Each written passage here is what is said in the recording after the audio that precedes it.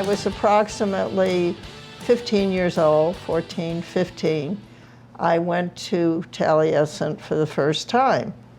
And I remember my first experience there, I was sitting in the, what the heck room is it called? It's where the dining room, I guess.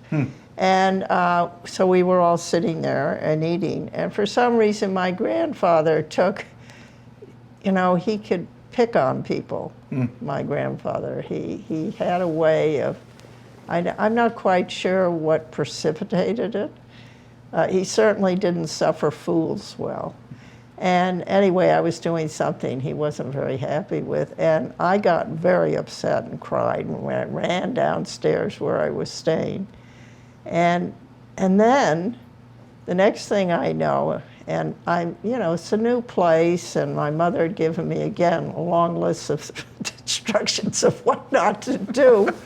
And so he came downstairs and he apologized to me. And so that was a little rough beginning, and I'm sure Olgivanna probably reamed him out for whatever he did. And so after that, I was in awe.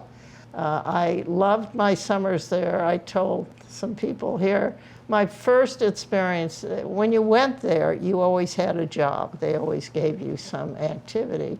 So my job, I was put under the tutelage of Joe Fabris, who was an apprentice, and we were to paint Midway, which is the structure of buildings between the house and Hillside.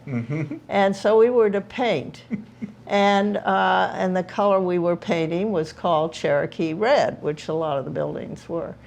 And so off we went up on this roof, and I promptly spilled half a gallon of paint on the roof. Well, I thought all hell was going to break loose. Here we go. And you could see it from the road. I mean, there's no way it would have not been seen. Yeah. And my grandfather frequently was driven along the road over to Taliesin. Sometimes he'd go inside, but he'd often go on the main road. So I was really terrified. I thought, this is going to end my visits here. Right. I'm going to be sent home immediately. But I think he yelled at you at dinner, wait for this one. But I never got yelled on. Never. Never. Yeah. And I never had another job. And finished my work activity at Taliesin.